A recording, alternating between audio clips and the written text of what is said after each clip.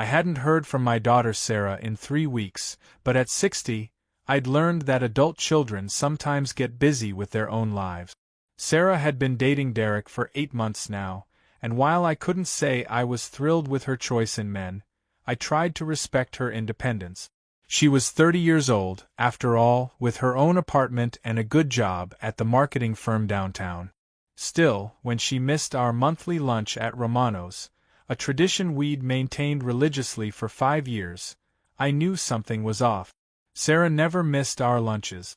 Even when she'd been sick with the flu last winter, she'd insisted on meeting me for soup and crackers because she said it was the highlight of her month. Even when she'd been working 18-hour days on that big campaign launch, she'd carved out 2 hours on the second Tuesday to sit across from me in our usual booth and tell me about her life over chicken parmesan and red wine. But this month, nothing. No call to reschedule, no text message with an excuse, no response to my voicemails asking if everything was okay. Just silence where there should have been my daughter's laugh, her stories about difficult clients and office politics, her questions about how I was managing the house since her mother died 3 years ago. By the third Tuesday in a row without contact, I couldn't pretend everything was normal anymore. I called her apartment that evening around 7, expecting to hear her familiar voicemail greeting, the one where she sang the last few words in an off-key soprano that never failed to make me smile. Instead, a man's voice answered on the second ring. "Patterson Residence," Derek said, his tone casual and confident, like he'd been answering Sarah's phone for years instead of the 8 months I'd known about their relationship. The greeting itself was wrong. Sarah had never called her one-bedroom apartment a residence. She called it her tiny shoebox, or the place where I store my books and wine. And she'd certainly never had anyone else answer her phone, not even during the 2 serious relationships she'd had in her 20s. "Is Sarah there?" I asked, trying to keep the surprise out of my voice. "This is her father." "Oh hey, Mr. Patterson," Derek said, suddenly jovial in a way that immediately set my teeth on edge. "Sarah's in the shower right now. You want me to have her call you back?" In all the years Sarah had lived on her own, she'd never been unreachable during our normal conversation times. If she was in the shower when I called, she'd shout, "Just a minute, Dad!" and I'd hear her padding across the hardwood floors in her slippers, picking up the phone with wet hair and apologizing for keeping me waiting. "Actually," I said, deciding to test the waters, "I was calling to ask about the wedding plans. Sarah mentioned you two were thinking about next spring, and I wanted to discuss some arrangements." There was a pause. Just a beat too long, the kind of silence that happens when someone is deciding what lie to tell. Then Derek's laugh, that sound that had always reminded me of breaking glass, sharp and somehow mean even when he was trying to be charming. "Oh, we got married yesterday." The words hit me like a physical blow. My daughter, my only child, the little girl I'd taught to ride a bike and helped with algebra homework, the young woman who'd called me sobbing when she didn't get into her first-choice graduate program, who'd held my hand at her mother's funeral and promised we'd take care of each other, had gotten married without telling me. Not just without inviting me to the ceremony. Without even mentioning that it was happening. Without giving me the courtesy of a phone call afterward to let me know that the most important day of her adult life had come and gone while I was sitting at home wondering why she hadn't returned my messages. "Yesterday," I managed to say, though my voice sounded strange and distant in my own ears. "You got married yesterday?" "Yeah, just a simple courthouse ceremony," Derek continued, his tone so casual he might have been discussing what he'd had for lunch. "You know how Sarah is about big productions. She wanted something intimate and private. But I did know Sarah, and that was exactly why Derek's explanation made no sense. I'd raised her for 18 years, been present for every milestone and disappointment, every dream and fear she'd shared with me. The girl who'd spent 6 months planning her Sweet 16 party, coordinating every detail from the decorations to the playlist. Who'd insisted on a full Catholic Mass for her confirmation even though we barely attended church, because she said the ceremony had to be meaningful and memorable. who'd organized elaborate surprise parties for every birthday I'd had since she turned 12, complete with themes and coordinated invitations and cakes from the expensive bakery across town. That girl, my daughter, did not want simple courthouse weddings. She'd been dreaming about her wedding dress since she was 8 years old, cutting pictures out of bridal magazines and talking about having the ceremony at St. Mary's where her mother and I had been married. She'd wanted a reception with dancing, a photographer to capture every moment, flowers everywhere because she said weddings should be beautiful enough to make people cry happy tears. "Is she there?" I asked, my hands beginning to shake as the reality of the situation settled over me. "Can I speak with her?" "She's pretty tired from the honeymoon," Derek said, and I could hear something in his voice now, not quite smugness, but a satisfaction that made my stomach turn. "We just got back from a long weekend in the Wisconsin Dells. Maybe give her a few days to settle in?" Wisconsin Dells. Sarah had always hated tourist attractions, had rolled her eyes at family vacations to theme parks even when she was young enough to enjoy the ride. She dreamed of traveling to Europe, had been saving money for a trip to Ireland where her grandmother had been born. She'd shown me travel books and websites, planned imaginary itineraries through Dublin and the countryside where her great-great-grandparents had lived before coming to America. The daughter I knew, the one who'd rather spend a weekend in a used bookstore than at a water park, would never choose the Wisconsin Dells for her honeymoon. She'd want Paris or Rome or at least somewhere with history and culture, somewhere she could take photographs and collect stories to tell me when she got home. "Derek, I really need to speak with Sarah," I pressed, trying to keep the desperation out of my voice. "Just for a minute. This is a big surprise, and I'd like to congratulate her personally." Another pause, longer this time. In the background, I thought I heard a television playing softly, maybe the sound of someone moving around the apartment. But no Sarah calling out to ask who was on the phone, no familiar voice asking Derek to give her the phone so she could talk to her dad. "She's actually not feeling great," Derek said finally. "Wedding stress, you know? All the excitement caught up with her. I think it's best if she rests tonight. I'll have her call you tomorrow, okay?" The line went dead before I could respond, leaving me standing in my kitchen with the phone in my hand and a growing certainty that something was terribly, horribly wrong. My daughter had supposedly gotten married, the most important day of her life, and I was hearing about it secondhand from a man I'd never trusted, a man who was now preventing me from even speaking to her. The call never came. Tuesday passed into Wednesday, then Thursday, with no word from Sarah. Each time I dialed her number, Derek answered with increasingly irritated explanations. She was sleeping. She was out with friends. She was adjusting to married life and needed space. By Friday, I couldn't take it anymore. I drove to her apartment building that evening, a converted warehouse in a part of town Sarah had always avoided. She'd moved there 6 months ago, right around the time she'd started dating Derek seriously. Before him, she'd lived in a cozy 2-bedroom near Lincoln Park, close to the lakefront where she jogged every morning and within walking distance of her favorite coffee shop. "I need something cheaper," she'd explained when she announced the move. "Derek thinks I'm throwing money away on rent when I could be saving for our future." At the time, it had seemed reasonable. Young couples make compromises, and maybe Derek was helping her be more financially responsible. But standing outside the grim industrial building with its broken security lights and graffitied entrance, I wondered what kind of future required my daughter to live somewhere that made her uncomfortable. The building had a security system that required residents to buzz visitors up.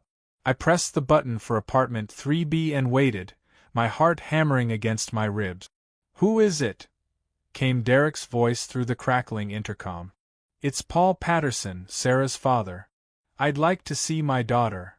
A long silence stretched out, punctuated only by static. Finally, "She's not here right now." "Where is she?" "Running errands. She'll be back later." I looked up at the third-floor windows and saw lights on in what I assumed was their apartment. "I'll wait." Actually, Mr. Patterson, I don't think that's a good idea. Derek's voice had taken on a harder edge. Sarah's been pretty clear that she needs some space from family right now. You know, newlywed adjustment period and all that. Space from family. The words hit me like a slap. My daughter, who'd called me every Sunday morning for the past 12 years without fail, who'd never missed a Father's Day or birthday, who'd insisted on having lunch with me monthly even when her friends thought she was crazy for wanting to spend time with her boring old dad. That daughter suddenly needed space from the only family she had left. I stood on that cracked sidewalk for 2 hours, watching the windows of apartment 3B. The lights stayed on, and occasionally I saw shadows moving behind the thin curtains. At one point, I thought I glimpsed a woman's silhouette near the window, but when I called out Sarah's name, the figure quickly moved away. When I finally went home, my mind was racing with possibilities I didn't want to consider. I called my brother Jim in Milwaukee, the only other family member Sarah was close to. Jim had always been her favorite uncle. He'd taught her to fish when she was 10, helped her with calculus in high school, walked her down the aisle at her college graduation when I'd been recovering from back surgery. "Something's not right, Paul," Jim said after I'd explained about the secret wedding and Derek's evasive behavior. "Sarah called me about 3 months ago asking some strange questions." "What kind of questions?" "She wanted to know about Mom's jewelry, you know, the pieces she inherited when your wife died. Asked me how to get them appraised, where she might sell them if she needed cash quickly. When I asked her why, she got all vague and changed the subject." My blood ran cold. Sarah had inherited her mother's engagement ring, a pearl necklace that had belonged to my grandmother, and several other pieces worth maybe $15,000 total. But more than their monetary value, those pieces were Sarah's connection to the women in our family. She'd worn her mother's pearls to her college graduation, her great-grandmother's brooch to job interviews for luck. She treasured those items, talked about passing them down to her own daughter someday. "There's more," Jim continued. "She also asked about the trust fund, your wife's life insurance money that's been sitting in that account since Sarah turned 21. Wanted to know about withdrawal procedures, whether there were any restrictions on accessing the full amount. The trust fund, $50,000 from my wife's life insurance policy, carefully invested and managed since Sarah's mother had died 3 years ago. It was supposed to be Sarah's safety net, money to help her buy a house or start her own business or handle any major life emergency. Sarah had always been responsible about it, never even asking about the balance, trusting that it would be there when she truly needed it. Did she say why she needed to know? She mentioned something about planning for the future and making sure she understood her finances now that she was getting serious with someone. But Paul, she seemed different, nervous, like she was asking questions someone else had told her to ask. That night, I called the bank where the trust fund was held. As the co-trustee, I had the right to monitor the account, though I'd never felt the need to check on it before. What I discovered made my hands shake so badly I nearly dropped the phone. Sarah had withdrawn $35,000 from the trust fund 3 weeks ago, just days before her supposed wedding. $35,000 that should have required my co-signature according to the original trust documents, but had somehow been released anyway due to what the bank described as updated beneficiary paperwork filed by Ms. Patterson. Updated beneficiary paperwork that I'd never seen, never signed, never even known existed. Changes that had been made to remove my oversight role and give Sarah complete control over funds that had been carefully protected for years. When were these changes made? I asked the bank representative. The paperwork was filed 6 months ago, Mr. Patterson. It removed you as co-trustee and designated Ms. Patterson as the sole beneficiary with full access rights. The documentation appeared to be in order, with proper notarization and your daughter's signature. 6 months ago. Right around the time Sarah had started dating Derek seriously. Right around the time she'd moved to that grim apartment building, claiming she needed to save money for their future. But the financial manipulation went deeper than I'd imagined. Over the next few days, I discovered that Sarah had also applied for 3 credit cards in the past 4 months, maxing out all of them for cash advances totaling nearly $20,000. She'd taken out a personal loan against her car, the reliable Honda Civic I'd helped her buy 2 years ago, borrowing $8,000 at an outrageous interest rate. Most shocking of all, she'd listed Derek Morrison as her emergency contact and power of attorney on all the financial documents. Derek Morrison, not Derek Thompson, which was the name he'd been using around me for 8 months. When I ran a background check on Derek Morrison, what I found made my blood run cold. 3 previous relationships in 3 different states, all with women who'd had access to family money or inheritance fund. In Colorado, a woman named Jennifer Blake had lost $40,000 from her late husband's life insurance before Derek disappeared. In Arizona, Maria Santos had been convinced to liquidate her retirement account to invest in Derek's business opportunities, before he vanished with the money and moved on. Sarah wasn't Derek's girlfriend or wife. She was his latest mark in what appeared to be a systematic pattern of financial predation targeting vulnerable women with access to money. And judging by the timing of the trust fund withdrawal and their supposed marriage, I was already too late to stop him from stealing everything my daughter had inherited from her mother. But the most terrifying realization was that Derek's previous victims had all disappeared completely after he drained their account. No forwarding addresses, no contact with family members, no trace of where they'd gone or what had happened to them once they'd outlived their usefulness. My daughter wasn't just being financially manipulated, she was in danger from a man who'd made a career of exploiting and discarding women after stealing everything they owned. And he'd had 6 months to isolate her from everyone who might be able to help her escape. The next morning, I hired a private investigator named Maria Santos, ironically sharing the name of one of Derek's previous victims. Maria was a former Chicago police detective who specialized in financial fraud cases, and when I showed her what I'd discovered about Derek's pattern of targeting women with inheritance money, her expression grew grim. "Your daughter isn't his first victim in Chicago," Maria told me during our meeting at her downtown office. "I've been tracking a man matching Derek Morrison's description for the past year. He's sophisticated, methodical, and very good at what he does." She pulled out a thick file folder containing photographs, financial records, and police reports from across the Midwest. The scope of Derek's criminal enterprise was staggering. At least 8 women over the past 5 years, all of them between 28 and 35, all of them recently divorced or bereaved, all of them with access to significant inheritance or insurance money.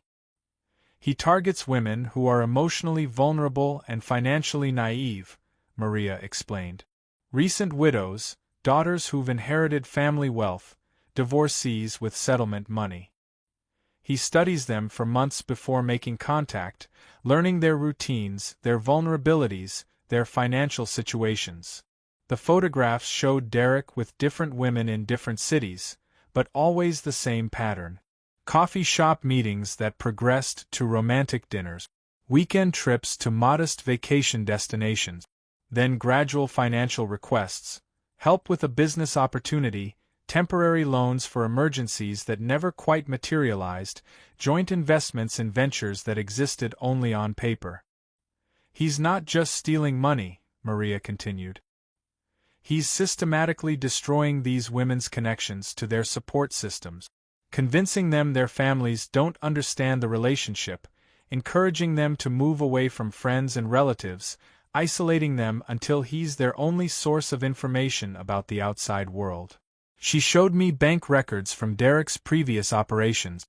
In every case, he'd convinced his victims to consolidate their assets into accounts he could access, usually under the guise of financial planning or preparing for marriage. Then, once he'd drained their resources, he'd disappear completely, often leaving them with massive debts and damaged credit scores. The woman in Colorado, Jennifer Blake, lost not just her husband's life insurance money, but her house, her car, and her children's college funds, Maria said.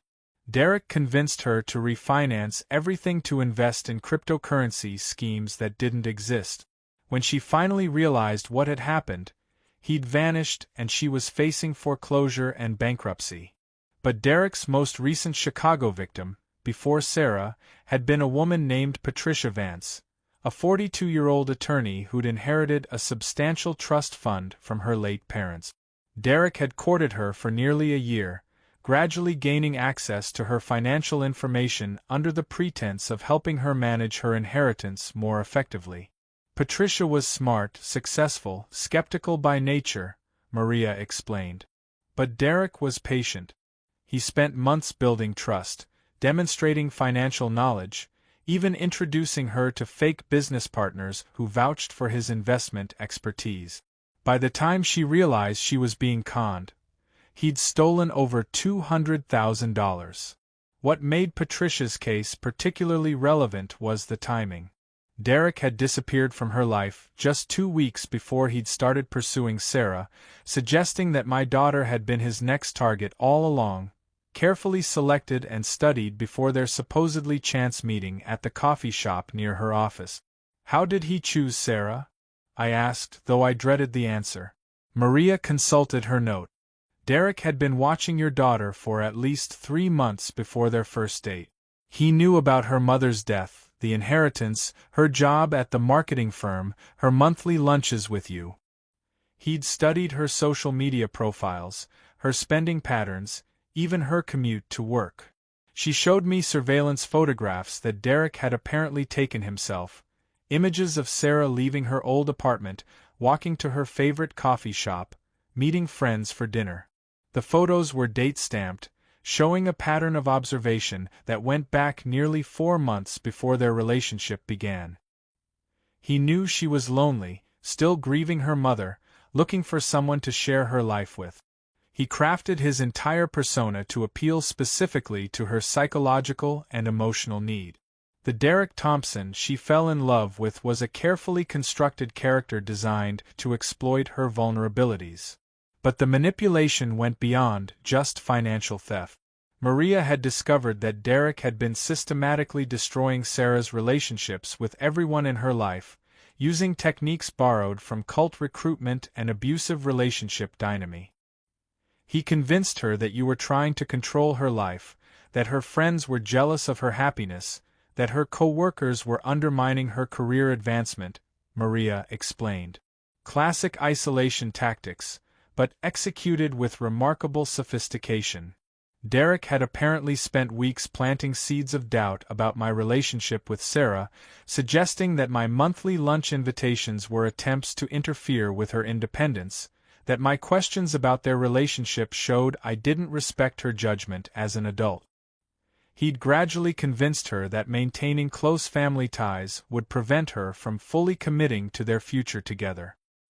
He probably told her that getting married without telling you was a romantic gesture, proof that their love didn't need anyone else's approval, Maria said. Meanwhile, he was rushing the timeline because he knew you'd eventually discover his real identity and criminal history. The financial exploitation had been equally calculated. Derek had convinced Sarah that combining their resources was a sign of ultimate trust and commitment, that truly married couples shouldn't have separate accounts or individual financial privacy. He'd presented the trust fund withdrawal as a smart investment opportunity that would double their money within months. Your daughter probably believes she's contributing to their shared future, Maria explained.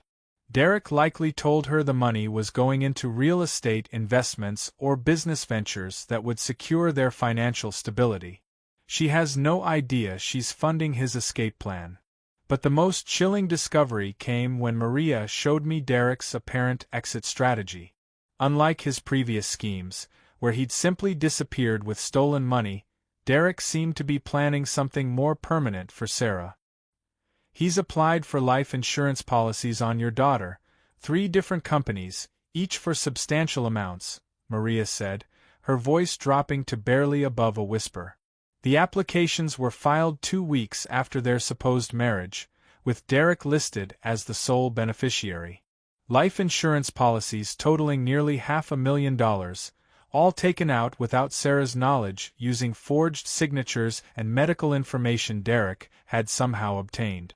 The implications were terrifying. Derek wasn't just planning to steal Sarah's existing money and disappear. He was positioning himself to profit from her death. "We need to contact the police immediately," I said, my hands shaking as the full scope of Derek's plan became clear. But Maria shook her head grimly. "The problem is evidence. Everything Derek has done is technically legal if Sarah consented to it. The financial transactions all have her signature, the marriage certificate is legitimate, even the life insurance applications appear to be properly authorized.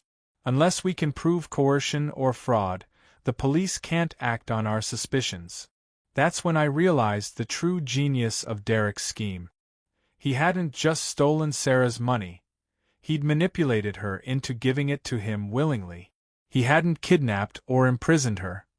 He'd convinced her to isolate herself voluntarily. And now, with legitimate life insurance policies in place and a legal marriage giving him access to any remaining assets, he'd created a situation where my daughter's death would be both profitable and difficult to investigate. The question was no longer whether I could save Sarah's inheritance. That money was already gone. The question was whether I could save Sarah's life before Derek decided she'd outlived her usefulness to his criminal enterprise. Armed with Maria's evidence, I knew I had to act fast. Derek's pattern showed that once he drained a victim's resources, he typically disappeared within weeks. But the life insurance policies suggested he might have a more permanent solution planned for Sarah this time. "We need to get your daughter away from him," Maria said as we planned our approach. "But if we move too aggressively, Derek might panic and accelerate whatever timeline he's working with. These men don't leave loose ends when they feel cornered." We decided on a two-pronged strategy.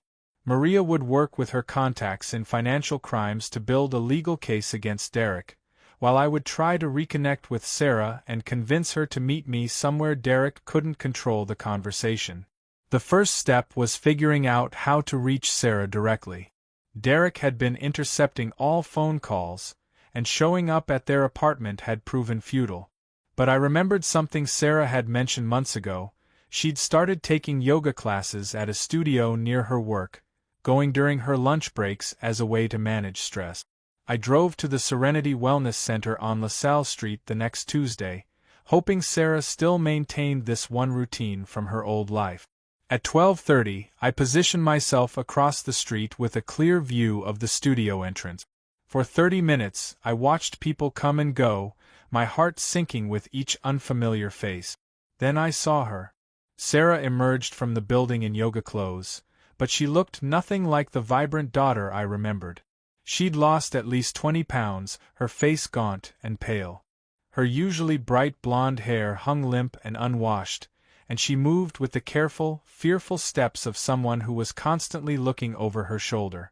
I crossed the street quickly, calling her name. When she turned and saw me, the expression on her face broke my heart. Not joy or relief, but terror. "Dad, what are you doing here?" she whispered, glancing around frantically. "You can't be here. Derek will be so upset if he finds out." "Sarah, sweetheart, I've been trying to reach you for weeks," I said, fighting to keep my voice calm. "Can we please just talk for a few minutes? There's a coffee shop right around the corner." "I can't. I have to get back to work, and then Derek's picking me up at 5:30. She was backing away from me, her hands shaking. "He doesn't like it when I'm late or when I change our plans without asking." The words sent chills through me. This wasn't my independent, strong-willed daughter. This was someone who'd been systematically broken down and controlled. "Sarah, I know about Derek Morrison," I said quietly. "I know about the other women, the stolen money, the life insurance policies. You're in danger, honey." Her face went white, and for a moment I thought she might faint. "That's not." Derek explained about those women. They were lying, trying to get money from him after their relationships ended badly. He showed me the legal documents proving their accusations were false. "What legal documents?" Restraining orders they filed against him that were dismissed, police reports that were ruled unfounded, court cases they lost. Sarah's voice grew stronger, more defensive. Derek said his ex-girlfriends were vindictive because he was successful and they couldn't handle being rejected. I realized Derek had been preparing for this moment, creating a narrative that would inoculate Sarah against exactly the kind of intervention I was attempting. He'd turned his criminal history into proof of his victimization, making Sarah feel protective rather than suspicious. "Sweetheart, please just look at this," I said, pulling out one of Maria's files. "These are bank records showing how Derek stole money from multiple women using the same techniques he's used with you." But Sarah stepped back like I was offering her a snake. "Dad, stop. Just stop. Derek warned me this might happen. He said you might hire someone to create fake evidence to try to break us up because you never approved of our relationship." Derek had anticipated everything. Every piece of evidence I could present, every argument I could make, every emotional appeal I might use. He'd already poisoned Sarah against all of it by framing my concern as manipulation and my evidence as fabrication. "Sarah, you withdrew $35,000 from your trust fund 3 weeks ago. Where did that money go?" "It's invested in Derek's business ventures. We're going to make enough money to buy a house, start a family." But her voice wavered slightly, and I saw a flicker of doubt cross her face. "What business ventures? What company?" It's complicated. Derek handles all the financial details because he's better with investments than I am. He's protecting our future." I pressed the advantage. "Sarah, when was the last time you spoke to your friend Jessica? Or Katie? Or anyone from work besides Derek?" That's when the facade cracked slightly. Sarah's eyes filled with tears, and her voice became small and lost. "They don't understand our relationship. Derek says they're jealous because they've never found someone who loves them the way he loves me. It's easier to just focus on us right now." "Honey, you haven't called me in a month. You got married without telling me. You moved to an apartment in a neighborhood you hate. Does any of that sound like the choices you would normally make?" For a moment I saw my real daughter in her eyes, confused, scared, starting to question the reality that had been constructed around her. But then her phone buzzed with a text message, and the fearful, controlled version returned. "I have to go," she said, backing away again. "Derek's picking me up early. He wants to take me shopping for new clothes." "Sarah, wait. Please don't follow me, Dad. And please don't try to contact me again. Derek says the stress of family interference isn't good for my health, and I need to focus on getting better." "Getting better from what?" But before I could ask, Sarah had hurried away, practically running down the street toward her office building. That evening, I called Maria to report the encounter. "She's been completely psychologically manipulated," I told her. "Derek's convinced her that everyone who tries to help her is actually trying to harm their relationship. How do we break through that kind of conditioning?" "We need to be more strategic," Maria replied. "Direct confrontation just reinforces Derek's narrative that you're the enemy. We need to plant seeds of doubt and let Sarah start questioning things herself." We developed a new plan. Instead of trying to convince Sarah that Derek was dangerous, we'd focus on seemingly innocent questions that would encourage her to examine inconsistencies in his stories. Maria would use her law enforcement contacts to put pressure on Derek through official channels, making him feel watched and potentially causing him to make mistakes. But our timeline was shorter than we'd hoped. The next morning, Maria called with disturbing news. "Derek just purchased one-way airline tickets to Costa Rica," she said. 2 tickets departing next Friday. Costa Rica doesn't have an extradition treaty with the United States. 1 week. We had 1 week to save my daughter before Derek disappeared with her to a country where he could dispose of her without fear of American law enforcement investigating her death. 1 week to break through months of psychological manipulation and convince Sarah that the man she believed loved her was actually planning to murder her. The intervention was no longer about saving Sarah's inheritance or her relationship, it was about saving her life. And judging by Derek's accelerated timeline, he was already preparing for the final phase of his plan. Maria's contacts in the FBI Financial Crimes Unit moved faster than I'd expected. By Thursday morning, they'd obtained warrants to freeze Derek's bank accounts and monitor his communications. But when they went to arrest him at the apartment, they found it empty, cleaned out completely, with no sign of either Derek or Sarah. They left sometime Tuesday night, Detective Rodriguez told me when I arrived at the scene. Neighbors heard moving trucks, but no one thought to call it in. We've issued an APB for Derek Morrison, but he's got a 12-hour head start and multiple fake identities. The apartment looked like it had been professionally sanitized. No personal belongings, no furniture, no trace that two people had been living there for months. Even more chilling, there were no signs of struggle, suggesting Sarah had left willingly, still under Derek's psychological control. We found something in the dumpster behind the building, Detective Rodriguez said, handing me an evidence bag containing Sarah's cell phone, smashed beyond repair. He's making sure she can't contact anyone, even if she changes her mind.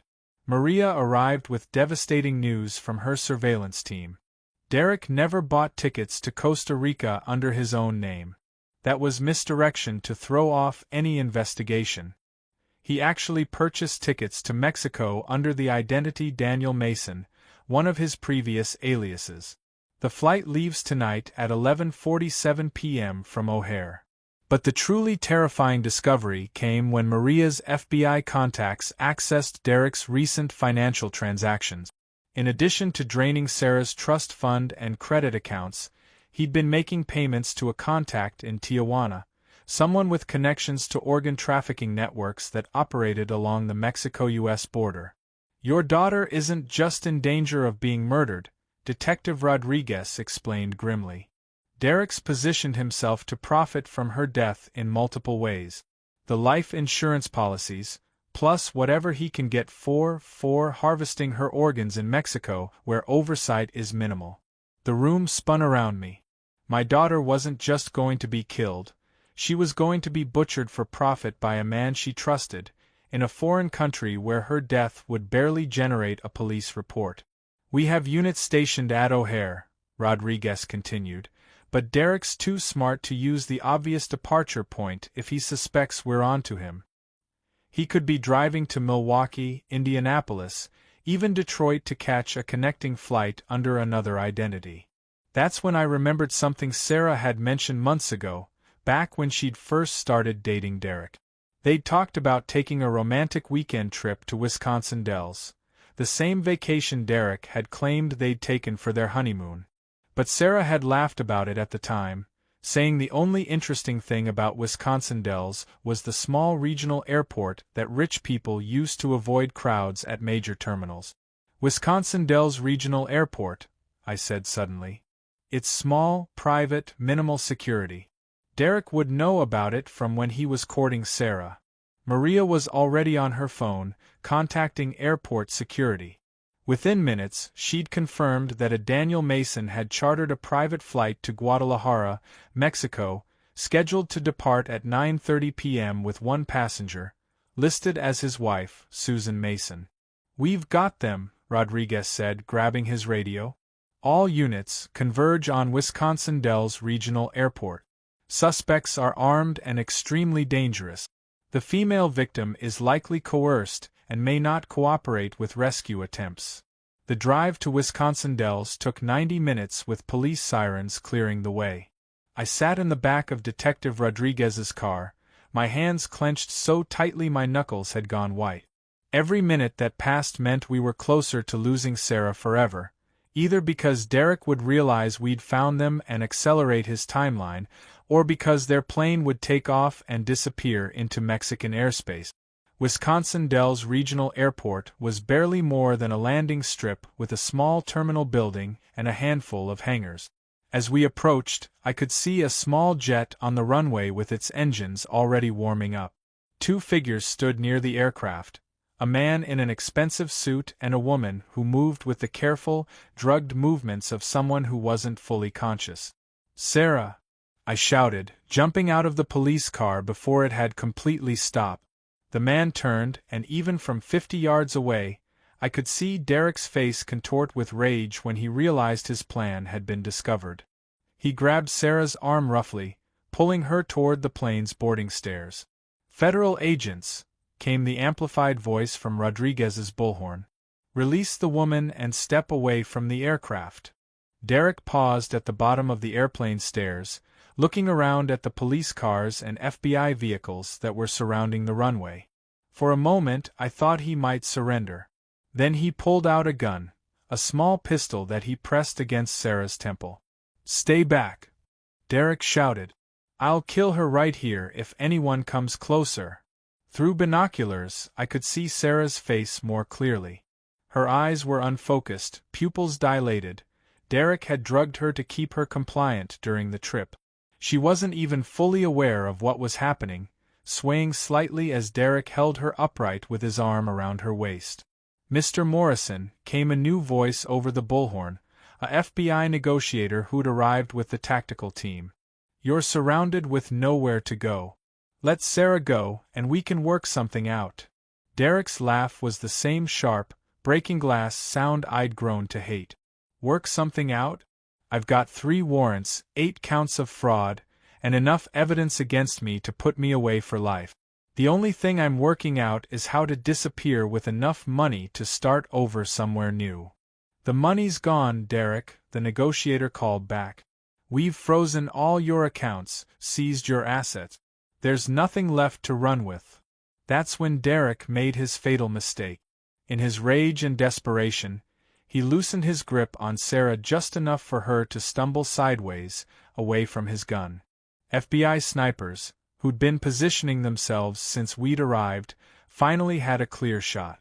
The single gunshot echoed across the small airport with a sound like thunder.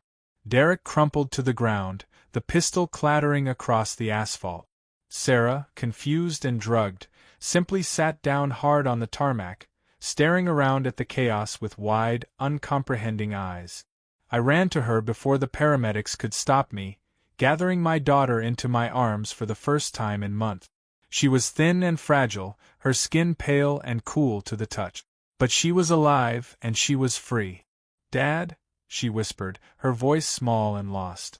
"I don't understand what's happening. Derek said we were going on vacation, but I feel so sick and confused."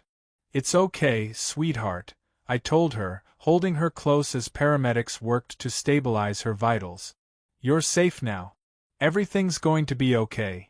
The medical team determined that Derek had been drugging Sarah with a combination of sedatives and psychoactive medications, chemicals that had kept her compliant and confused while also making her more susceptible to psychological manipulation. It would take weeks for the drugs to clear her system completely and months of therapy to undo the mental conditioning she'd endured. But Sarah was alive. Derek Morrison was dead, his criminal enterprise dismantled, his network of associates facing federal charges. The life insurance policies he'd taken out on my daughter were voided due to his fraudulent activities. Most importantly, Sarah was free from the man who'd been planning to murder her for profit in a Mexican organ harvesting operation. The recovery wasn't easy. Sarah had to face the reality that the man she'd believed loved her had actually been planning to kill her. She'd lost her inheritance, her savings, her trust in her own judgment. She'd been systematically isolated from everyone who cared about her and manipulated into participating in her own financial destruction. But slowly, with therapy and family support, my daughter began to heal. She moved back to Chicago, found a new apartment near the lakefront where she felt safe. She started calling me every Sunday again, resuming our monthly lunches at Romano's. She even began dating again, though it took 2 years before she felt ready to trust someone new with her heart. Derek's death made national news as details of his criminal network emerged. 8 women across 5 states had been victimized by his schemes, losing a combined total of over $2 million. 3 of his previous victims had died under suspicious circumstances, deaths that were being reinvestigated as potential murders now that the full scope of his operation was understood. My name is Paul, and I'm 62 years old. My daughter was targeted by a sophisticated predator who nearly succeeded in stealing her life as well as her money. But love, persistence, and good police work saved her before it was too late. The names and some details in this story have been changed for legal reasons, but the terror and the relief are completely real. If you were in my place, would you have trusted your instincts about someone your child was dating, even if it meant risking your relationship with them? How far would you go to save someone who didn't believe they needed saving? God bless you all, and remember, 2 more true stories are waiting for you right on your screen. Retry.